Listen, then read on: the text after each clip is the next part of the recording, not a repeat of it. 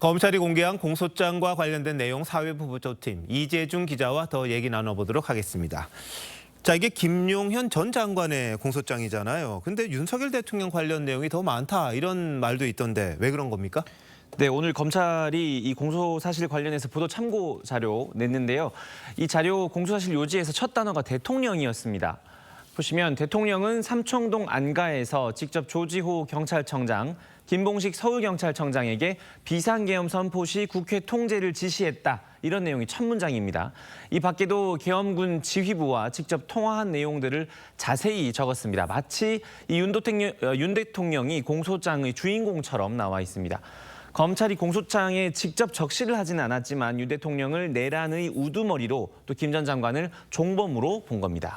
네, 오늘 공소장이라는 게 이제 검찰이 주장하는 내용이잖아요. 이제 재판에서는 양측이 증거와 사실을 놓고 많이 다툴 것 같기도 합니다. 네, 논란이 될 만한 내용이 참 많았습니다. 검찰은 윤 대통령이 총을 쏴서라도 문을 부수고 들어가서 의원들을 끌어내라라거나 도끼로 문을 부수라고 지시했다라고 적시를 했습니다.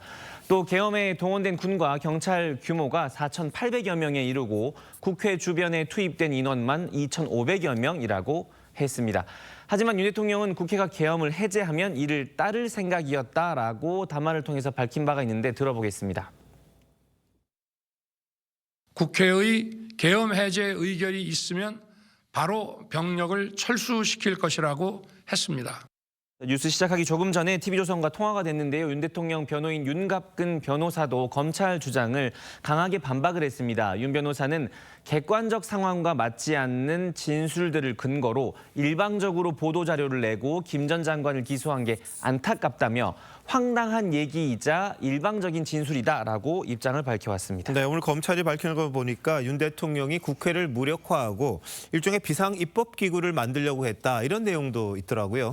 네, 검찰은 군과 경찰을 동원해서 국회를 무력화시킨 후에 별도의 비상입법기구를 창설하려는 의도를 확인했다라고 밝혔습니다. 이 비상입법기구의 성격과 구성에 대해서는 구체적으로 설명하지는 않았습니다. 과거 12.12 사태 이후에 전두환 신군부가 국가보위입법회의라는 거수기 입법부를 만든 적이 있기는 합니다.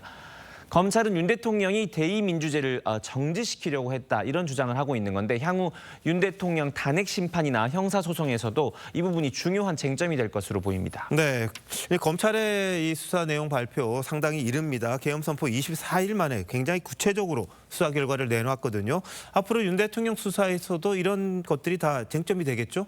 네, 맞습니다. 검찰은 오늘 내놓은 수사 결과를 토대로 윤 대통령 수사에 대비를 할 것으로 보입니다.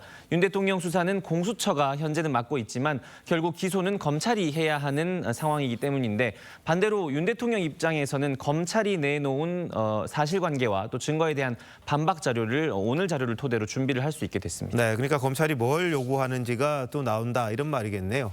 네, 이 기자 잘 들었습니다.